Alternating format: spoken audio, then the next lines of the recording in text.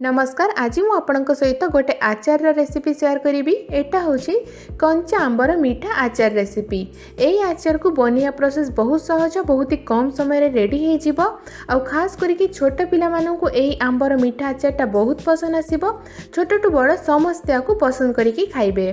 तो चलतु एबे टाइम वेस्ट न करी कंचा आंबर टेस्टी मीठा आचार बनवा स्टार्ट करिबा। कोरा आंब आचार बनवाई मुझे दुईटा कंचा आंब नहीं आंब टिके मीठा रही है, बेसी खट्टा आंब नहीं एटा। तो आपण चाहिए जेकोसी आंबर मीठा आचार बन पारे। आंब पूरा फ्रेश नेबे।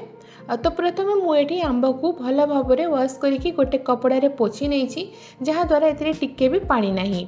तो एबे यार चोपा को बाहर कर नबा। चोपा बाहर करके कर नबा। आउ जेकोसी आचार बनवा समय ध्यान रखिए जमती से पानी न रहू। पानी थिले आचार शीघ्र खराब हो। तो से आंब को भल भाव में वाश करके गोटे कपड़े पोछिकी तापर यार आचार बनइबे। एटी आंबर चोपा को बाहर कर नहीं। एबे याकू गोटे ग्रेटर हेल्प रे भल भाव में करिनेबे। तो ये मु आंब को भल भाव में कर नहीं। आचार बनवा स्टार्ट करिबा। तो गोटे पैन नेबे, से कोरा आंब सब को ऐड करदेबे। एबे एथिरे चीनी ऐड करिबा। तो गोटे चा पीवा वाला कप रे मापिकी मुझे 1.5 कप चीनी देइछि। आंब जेहेतु टिके मीठा थिला तो सेति कम चीनी यूज होइछि। जदि आपणक आंब बेसी खट्टा थिबो आपण एठी बेसी चीनी ऐड करि परिबे। आउ आपण चीनी बदल रे गुड़ रे भी एई आचार को करि परिबे। टेस्ट बहुत बढ़िया आसीबो। तो एबे चीनी को मेल्ट हवा पर्यंत याको मीडियम फ्लेम रे कुक करि नेबे। एटी चीनी भी भल भाव में मेल्ट हो गलानी। मझिरे मझिरे एमती चामच मिक्स करुवे, जेहेतु चीनी अच्छी नहे तल को लगी जापे। तापर एटी ऐड करेंगे गोटे पिंच लुण, बस 2-3 पिंच हलदी गुंड, 1/4 टीस्पून काश्मीरी लंका गुंड, जहाद्वारा भल कलर आसब। एबे याकू मिक्स करके बस गोटे मिनिट पर्यंत टिके कुक करेंगे। तापर एथिरे ऐड करिबा आचार मसला। तो पाखापाखि गोटे बड़ चामच आचार मसला ऐड करिवे। आचार मसलार रेसिपी मु आगु अपलोड करिछि, लिंक डिस्क्रिप्शन रे अछि, आपण सेठी चेक करि परिबे। नहेले तो ऊपर आस्थिबा आई बटन को क्लिक करके भी देखि परिबे।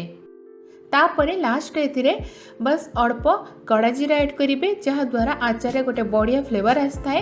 कड़ा जीरा ऐड कर सारा पर याकू आउ गोटे मिनिट पर्यंत कुक करेंगे। तापर गैस को ऑफ करेंगे। तो फाइनली एठी हमर टेस्टी खट्टा मीठा कोरा आंबर आचार बनिकी रेडी हो गला।